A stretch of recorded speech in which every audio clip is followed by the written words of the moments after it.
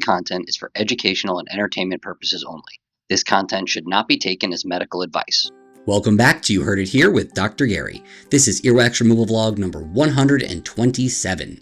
In today's episode, we're going to take a look at a patient who's got some earwax that's been in there for quite a long time.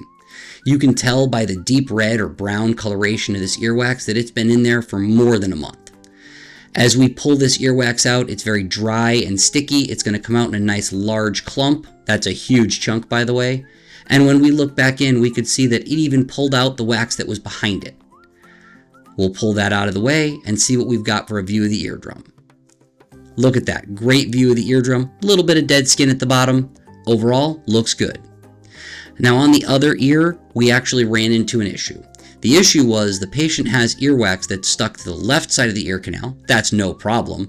And then they have earwax that is all the way back at the base of the eardrum.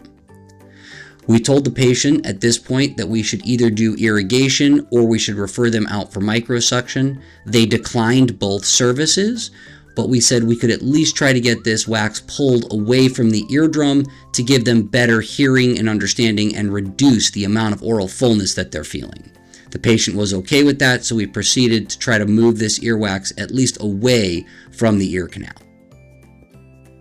As you can see, we got that earwax pulled away from the eardrum as we could see it now, and the patient did report improvements in their symptoms. However, we could not get the wax all the way out. It was just in a tough spot based off the patient's ear canal anatomy. If you like these wax removal videos, please take a moment to like and subscribe. It really does help with the YouTube algorithm and helps keep me motivated to get this content out to you. Thank you for watching. I'll see you in the next video.